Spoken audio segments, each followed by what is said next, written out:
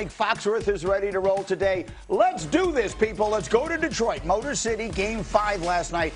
Cavs and Pistons with everything on the line. You know the numbers. Team that wins Game 5 in a 2-2 series goes on to win it 82% of the time. PJ, Cade Cunningham did his thing. He had 39, including the big three here in the fourth quarter. He was amazing. He came out early, being aggressive, continued to be aggressive the rest of the game. I love the progression of Cade and how much he's been carrying his team. Tobias Harris hits that shot, and with 3 minutes left, the Pistons have a 9-point lead. This thing should be over, but it's not. Next Cavs possession. That's Donovan Mitchell going around Cade. It's a 7-point game. Then it's Evan Mobley inside. It's a 5-point game. Next Cleveland possession. It's Harden. It's Mobley. How about this? Wow. The big fella from three. He had 19 points, 8 boards. We are tied up. Final seconds of regulation, still tied. Here's your moment. Donovan Mitchell. Pressure from Asar Thompson. Mitchell driving, diving. The ball is stripped. Oh, and Thompson is tripped. Take another look. There's no whistle blown on this play. PJ, should this be a foul? Without a doubt. There's no way this is the call. This is a bad no call. Unbelievable. It's clearly a trip. You see the feet get tangled up. It's a long way from the basket. JB wants to call, not going to get it. 48 minutes insufficient to settle the issue. We're in overtime, tied at 103. Harden, Mobley, no. Allen, yes. He had 16. Cavs by 2. Next possession. Mitchell. Is the bank open? Yes, it is. 21 for Donovan Mitchell. Cavs by 4. And then here's the big sequence. 2-point game. Mobley, Mitchell, pump fake, money from 3. And then watch this. It's a 7-point lead, but stay with the game. Stay with the play. Max Strus. Wow. What a performance from Strus. He's big time. Max is so good right now. He has the big defensive play. He was 6 of 8 from 3. Cavaliers are pulling away. Their fans can feel it. 30 seconds left. Cunningham gets the inbounds pass. Knocks that down. Foot on the line. So it's a 2-point game. 24 seconds left. Cavs up 3. Harden can ice it. He misses the free throw, but he gets his own rebound.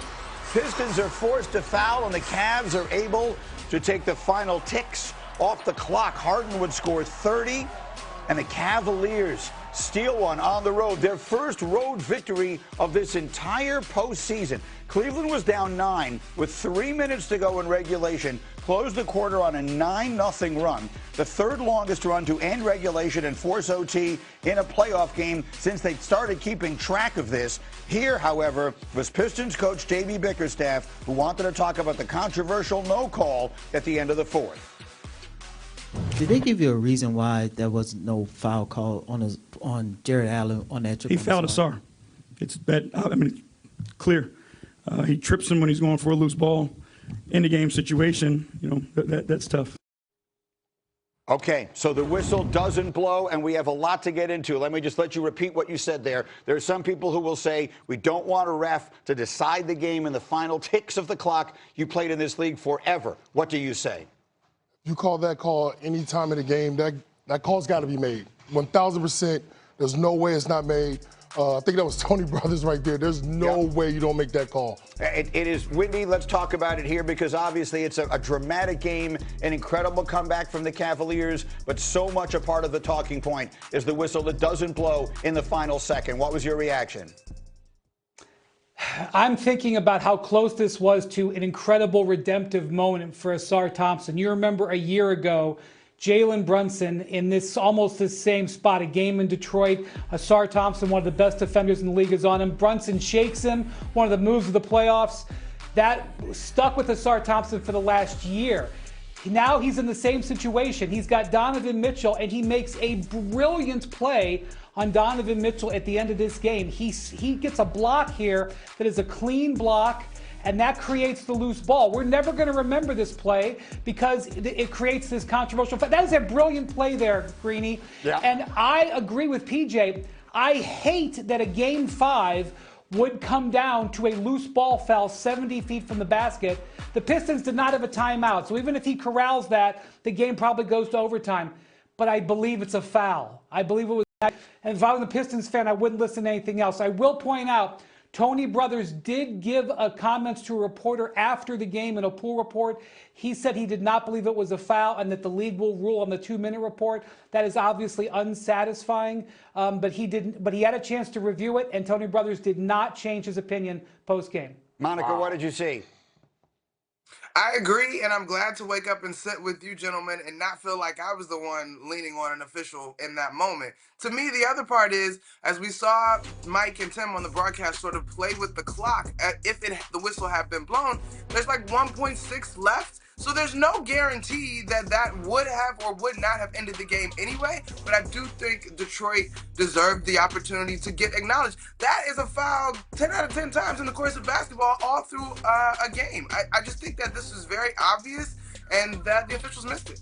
Okay, so there's nothing. Look, we don't want to come in here at 8 o'clock the following morning after a game that dramatic and a comeback that dramatic and talk about the officiating. In this case, unfortunately, that's clearly one of the major storylines from the game. What else, Monica? What else did you see last night in a Cavaliers team? I think the percentage, I had it written down, something like 96% that the Pistons had with a 9-point lead and 3 minutes left, and the Cavaliers steal that one on the road and take control of the series. Why were they able to do it?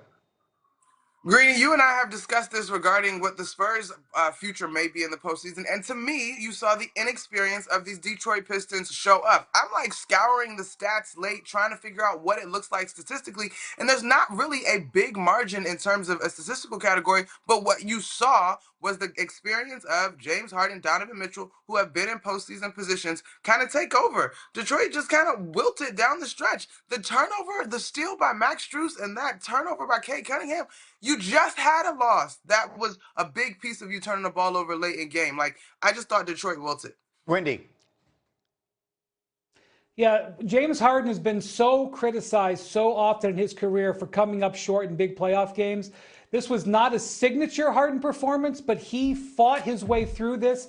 The Cavs were down 15 early in this game. Harden kept them in it. He puts together 30 points in this game.